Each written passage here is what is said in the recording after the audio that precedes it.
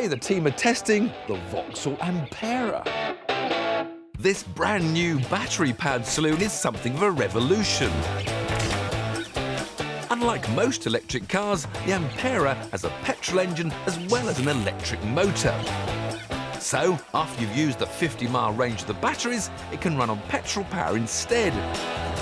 It costs £39,000, although the UK government will give you £5,000 off with their electric car grant. Right then, boys, this is the Vauxhall Ampera. It is the 2012 European Car of the Year. I like the Ampera's name, and I like the way that it looks. It's a good-looking thing. It is, I think it is. It's lovely. I think it looks great. It's a really fun, funky, quite aggressive-looking car, actually. It's best-looking Vauxhall in as many years as I can imagine. It's got 147 horsepower, which is quite good, isn't it? Made in Detroit, ladies and gentlemen.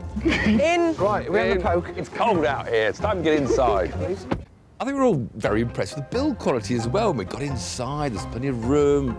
It feels spacey. It's got the look. This is all touch. This is all touch screen. Yeah, this is a touch delicious. screen. I love that concepty interior. It feels like I'm driving something from RoboCop, which was the sort of future, but in the 80s. I'm the cop. Oh, Tim.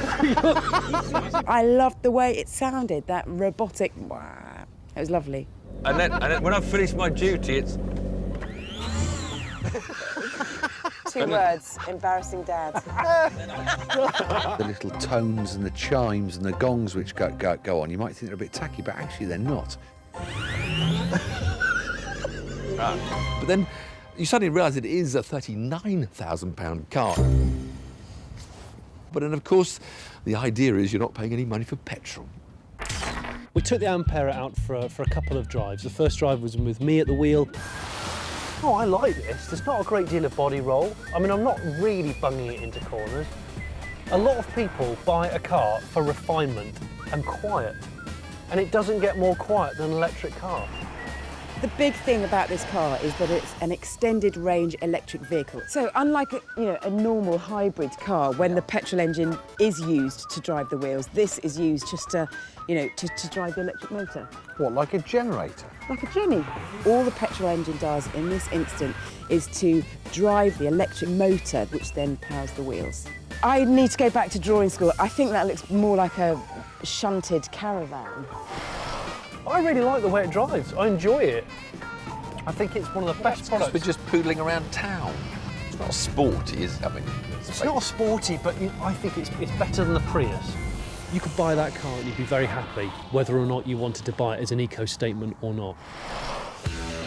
Then Tiff gets behind the wheel and we're supposed to go for a kind of more motorway-like experience. so, how does our electric car feel with a bit of speed? When Johnny and I went out in the car, it all seemed very good at first. Feels quite sure-footed. It does actually. I mean, it's wet. One way and the other way. That's quite impressive. It's got any ESP on it at all. Don't know, Tiff. No, look at that. I tell you what. There's some ESP. Look, see, there it is. Yeah. Oh, all right, dude. All right. Just checking the ESP out. But then little bits of chinks in the armour began to appear. Which got upset now, didn't it? Didn't like that. Propulsion power is reduced. Why has it reduced my propulsion power? Because you've been silly and you've tried to crash it. Actually, the problem is that when the Ampera's battery drops below a certain charge, it won't allow you to drive hard. And while this helps conserve the remaining power, it is frustrating. I can't power out of the corner anymore. It's not quite the perfect development that we all hoped it would be. But thanks to the Ampera also having a petrol engine, it is by far the most practical electric car we've ever driven. I'm seriously impressed with that Vauxhall, but I wish it was cheaper. I'm going to give it an 8. I'm going to give it a great 8. New technology always comes at a bit of a price, and that is the only thing that is stopping me from giving the Ampera a 10. So, 9.5. Well done, Vauxhall.